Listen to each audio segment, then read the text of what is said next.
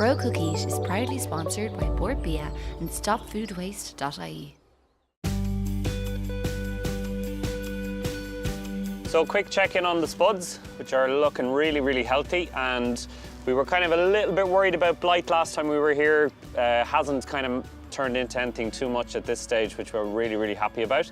Blight is travelling around and it's just a feature of growing, so don't stress about it. And these should be good to go in a couple of weeks' time, which is really good. Sorry, Mick.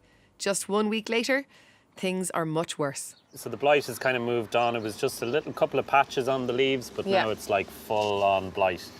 And this is where you need to kind of take action now and make a decision on them. So, like, did we do something wrong? Did we choose the wrong variety? What? No, I mean, blight is just a factor of growing in Ireland, and you know, the whole famine history and all that. Like, it's just a thing with our climate. We have wet, warm summers, and blight just absolutely thrives at particular years. So they usually get it. And actually, the variety we chose, which is Orla for these spuds, it's a blight-resistant variety. It doesn't kind of look like it, but actually, the variety we chose bought us a couple of weeks.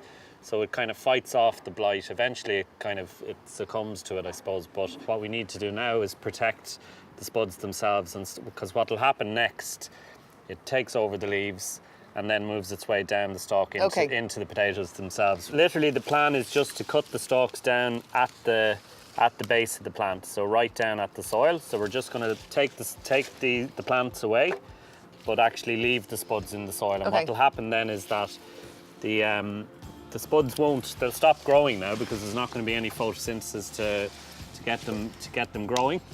But it protects them, and also by leaving them in the soil for another couple of weeks, maybe 2 to 3 weeks, the skins will continue to kind of toughen up. Okay. So that we can actually store these spuds as well.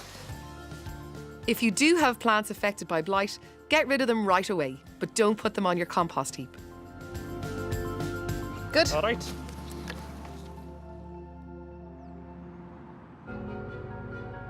Throughout the series, we'll be exploring some of Ireland's most interesting growing stories. Today, I'm in Dublin's North Strand to visit an amazing group of people at Mud Island Community Garden, who have transformed a derelict patch of scrub into an oasis. Local people saw this site, it was derelict, it was being used as a dump, and we wanted to make a community garden out of it. So it's become much more than a garden? It's become a huge source of recreation, education, as well as being about the environment and sustainability. And how easy has it been to get this up and running? It took us about 2 years of campaigning to get the council to trust us enough to give us a licence to develop the land. Okay. Do you think that people that come here, whether they're novice growers or it's been a long-term passion of theirs, is that their primary focus to grow, or is it really about the friendships and the people and the support? I think it's hard to generalise. I think some people came because they wanted to grow. They wanted a community garden, they wanted to grow organic veg. A lot of people with young children now come because of the social aspect, because the kids can play and they kind of learn about plants as well. Getting back to nature. Yeah. What's the best fun you have here? Plantation and planting seeds with my friends. Planting seeds with your friends. What have you planted? Over there's beans what I planted. Yeah? Wait, will you show me where you planted those beans? Yeah, over there. Deadly, come on, give me a look. Nice. This one. That is awesome. Can I eat it? Yeah. Do you like beans? I love beans. These are really good for you. Can I have a go? Bobby, epic. Have a little one. No. Go on. Go on. No way, Jose.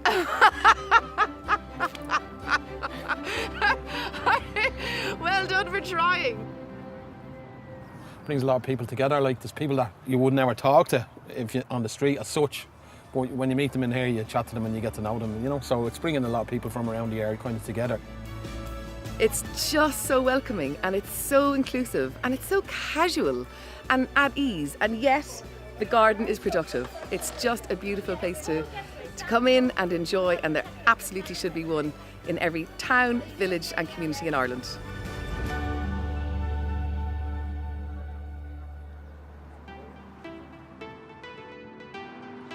It's 20 weeks since we planted the potatoes, and it's finally time to see if we've managed to salvage our crop after that unlucky bout of blight. It might be August, but it feels like Christmas. It is time to harvest the spuds. I know, and do you know what I love about this is, right?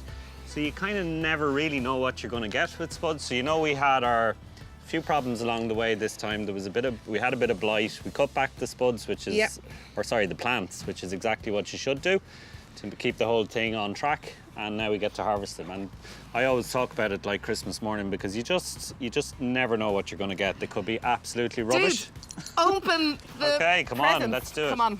Let's have a look and see what we've got. These are absolutely fabulous. Oh, I love them. That is, I think, probably a product of the really good soil in this bed. So come here, what about your containers? I thought you'd never ask. I'm also kind of surprised you remembered. Right, here we go. Because you've got serious competition here now to see I love a bit of does it serious, compare in any healthy way to competition. my amazing raised bed crop? Are there any? There are. No, I don't see any. They're here. Oh, there are. Look at them. Okay, I'm so proud. these are a little small, it's fair to say, but actually these are beautiful salad potatoes. They were also planted later. So Karen, raised beds, container growing. So I have to kind of swallow my words a little bit and say, well done. You did actually manage to grow some in some sort of an outgrow bag or whatever. I did, and I can tell you this much: you might be able to buy spuds, but you cannot buy the happiness that goes with growing with them. Absolutely. I love it. Proud Kiwi Jessica Murphy is one of Ireland's most celebrated chefs. She's come to our Grow Cook Eat cafe to cook up some amazing plates of food. Using our tremendous tubers, she's rustling up a fantastic potato dish from Norway called lefse. I'm actually using no salt to boil the potatoes because I'm actually using the seaweed. Okay, they're going to cook away for 10 minutes until they're nice and tender. What we love using in the kitchen, which is fab, and this is kind of like one of the chefy tricks of getting everything nice and smooth, is the potato ricer. I'm going to take out my beautiful dillisk that's cooked already. Start popping a few of these in. So basically I've riced all the potatoes here. I'm going to start adding the butter and the cream. So this is a Norwegian dish which is cooked quite often for me when I go over to Norway with some of my friends. I like to call it the Norwegian taco because I can never pronounce it properly. We're just going to stir that until it's smooth.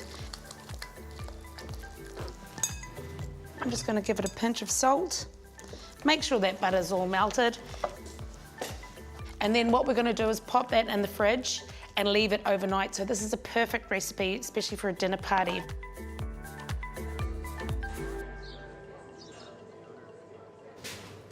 Right, this has been in the refrigerator for 24 hours. As you can see, it's quite thick and quite solid, but you kind of need that because you're basically making the potato taco.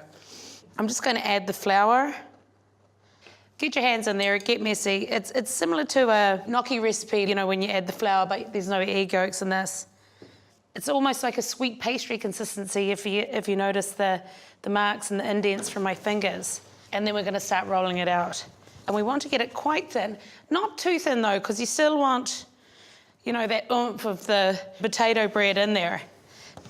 Now I'm going to come over to the pan and I'm just going to add a couple of knobs of butter. So we're just going to start slowly frying that. I'd give it 5 minutes each side just to make sure it's totally cooked through because you don't want any of that raw flour taste. So what I'm using on my topping is some beautiful goat's bridge caviar and smoked trout from Goat's Bridge Farm. And then I have some ornamental mizuna and some oak leaf from the garden outside. Beautiful. Just going to take out some of our leaves, pop half of those on, and I'm going to flake some of this beautiful trout over the top. And I have some beautiful creme fraiche here. Right, that's my Norwegian lefse using the beautiful Orla potatoes that are grown outside.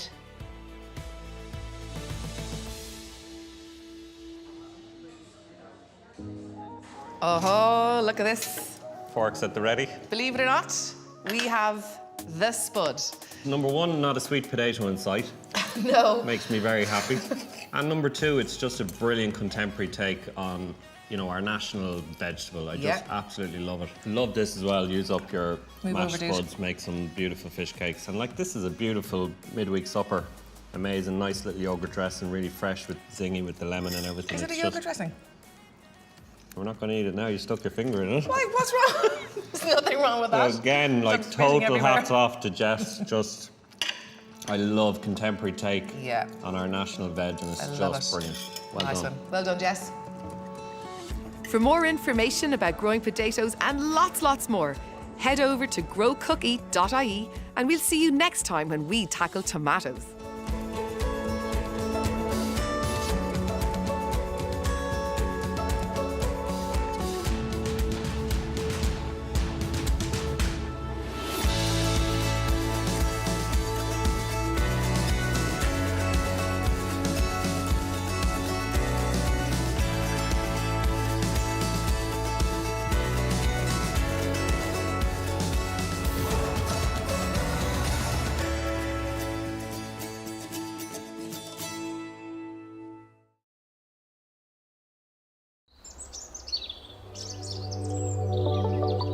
Grow Cook Eat is proudly sponsored by StopFoodWaste.ie and Bord Bia.